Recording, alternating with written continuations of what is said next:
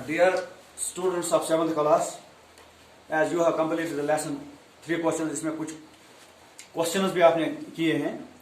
अब language work जो है हमारा लैंग्वेज वर्क में हमारा पार्ट सी है इसमें। तो पार्ट सी में आपको बताना है find from the lesson words which mean the following. क्योंकि जब आप इस लेसन के when you go through this lesson, जब आप इस लेसन को एक दो बार पढ़ेंगे तो आप देखेंगे ये जो आपने इसमें करना है, कुछ ऐसे वर्ड्स लगाने हैं जिनका मानी ये होता है। क्या होता है? To act in accordance with, to act in accordance with. क्योंकि आपने वहां पर एक वर्ड बोला कि इसको बादशाह को कहा गया कि you just follow the time table, you just follow the time table. Follow होता है इसमें सी पार्ट का जो वन है इसमें, तो इसका आंसर आएगा फॉलो, FOLLOW, फॉलो करना। अब इसका भी दूसरा जो पार्ट है इसका, to cause an event to occur earlier, जो पहले ही कुछ हो जाए तो हम उसके ऐसे भी बोलते हैं एडवांस में। तो इसका दूसरे में आएगा एडवांस, ADVANCE, एडवांस।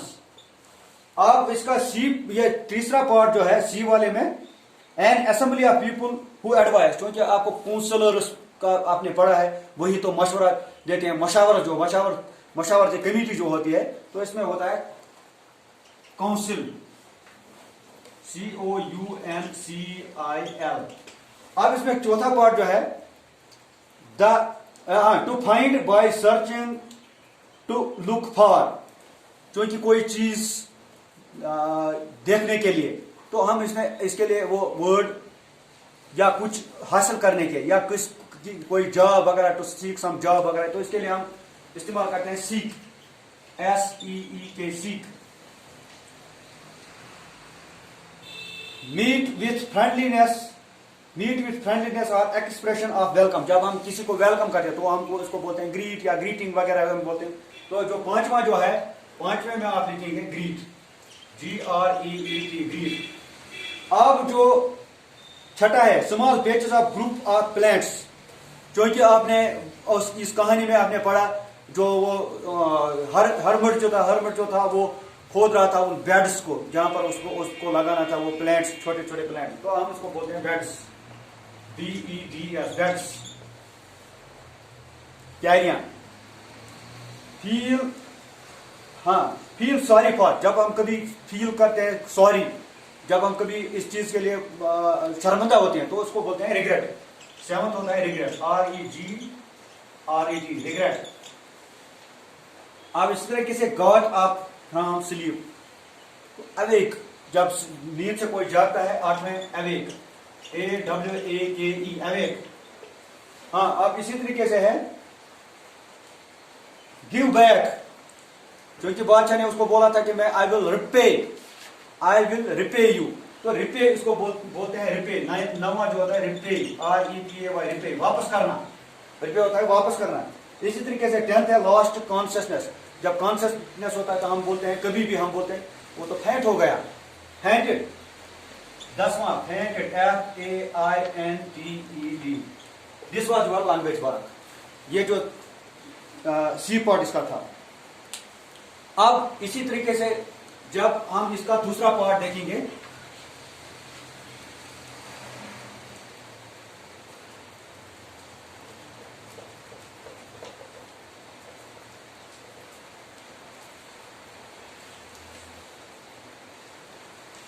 कभी मैं आपको इस तरीके से समझाऊं, कभी कभी हम कुछ ऐसे एक्सप्रेशन इस्तेमाल करते हैं, मसलन आपको कोई देगा, आपको कोई चाय ऑफर करेगा, तो आप बोलते हैं जी नहीं, मैं नहीं पीऊंगा।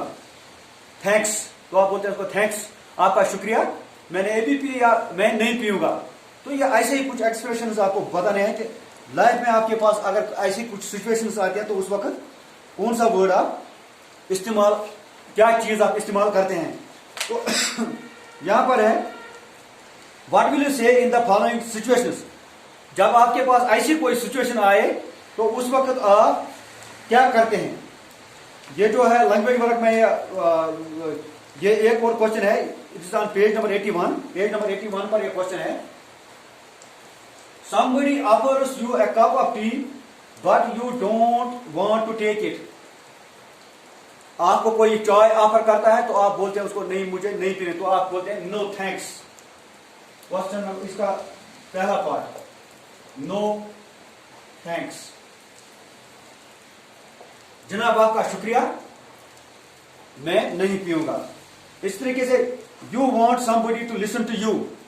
जब आप किसी को बोलते हैं कि मेरी बात आप सुनते, तो उस वक्त सिंपल सी बात है, आप कहते हैं उसको excuse me. Number second, excuse me, माफ करना आप मेरी बात पहले सुनिए वगैरह, ऐसे ही बोलते हैं। You did not understand what somebody said. You did not understand, जब आप कभी किसी की बात आप नहीं समझ पाते हैं तो आप उसको क्या बोलते हैं, मेहरबानी करके रिपीट कर दिया, अपनी बात को रिपीट करें, तो आप ऐसे बोलते हैं, वुड यू प्लीज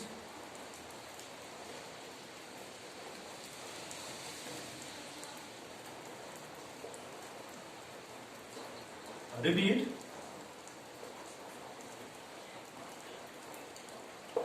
हाँ, क्या मेहरबानी करके आप इसको रिपीट कर सकते हैं। इसी तरीके से आपका एक और क्वेश्चन है चौथा, नंबर 82 पर। Someone asks you for a change of ₹500 but you don't have it। आपको कोई 500 रुपये का चेंज मांगता है तो आप उसको क्या बोलते हैं, माफ करना मेरे पास नहीं है, तो इसको बोलते हैं हम ऐसे, चौथे में लिखेगा सॉरी कमा आई डोंट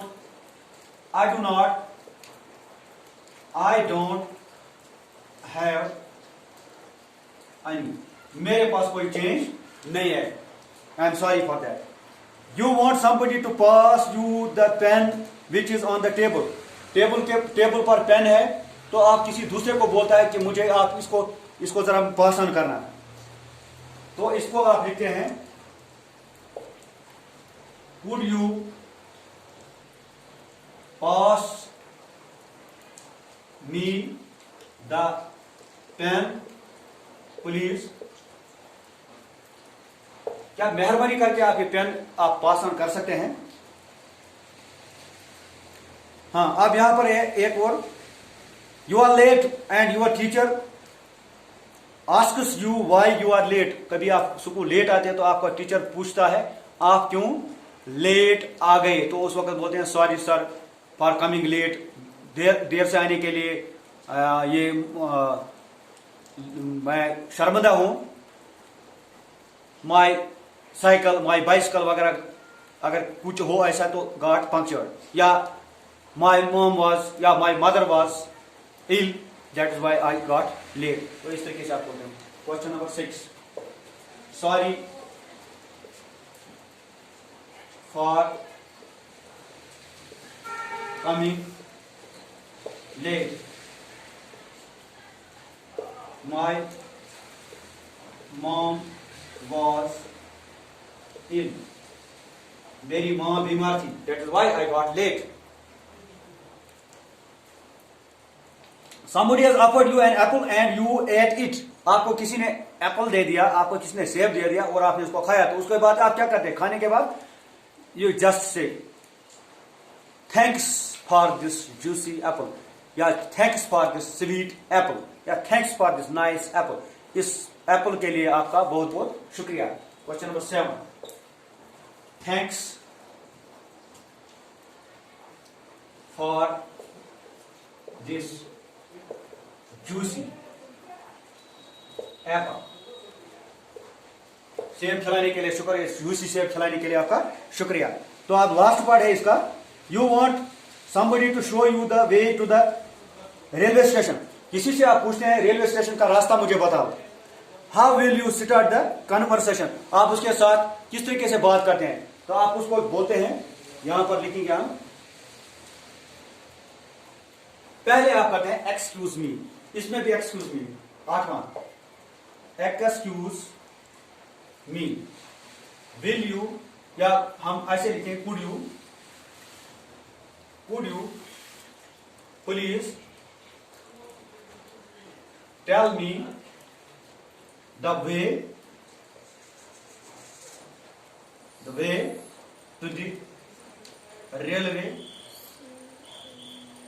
स्टेशन। क्या आप मुझे रेलवे स्टेशन का रास्ता, एक्सक्यूज मी, क्या आप मुझे रेलवे स्टेशन का रास्ता बता सकते हैं? तो I think this is enough for you. तो अब आप इसका ग्रामर वर्क रहता है तो इंशाल्लाह हम कल करेंगे।